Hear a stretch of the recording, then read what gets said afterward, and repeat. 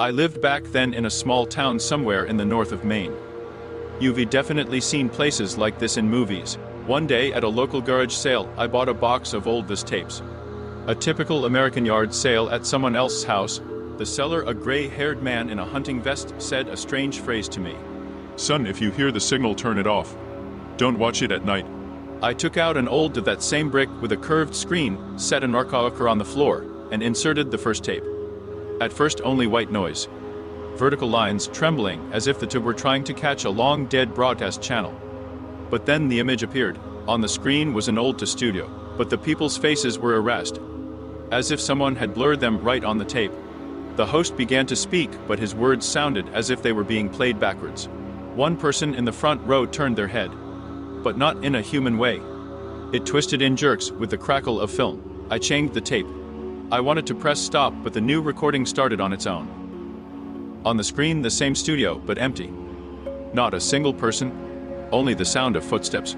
The picture jolted. Now before me was a long hospital corridor. White walls, fluorescent light. Emptiness, and at the very end a figure. Tall, unnaturally thin. It moved in jerks like stop motion. And then, through the speakers, I heard a whisper. Jake.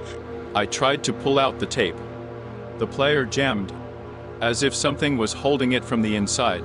The TV went dark for a second. Then it turned itself back on. On the screen, my living room, filmed from the dark hallway. The camera on the screen was slowly closing in on me from behind. Inch by inch, step by step, I turned my head. In the real hallway, no one. But on the recording in the doorway stood a figure. The same one. Thin. The image began to break apart, crackle, pixelate. As if the signal were being broadcast from an abandoned tower. When I turned on the light, the player was gone. The box of tapes too.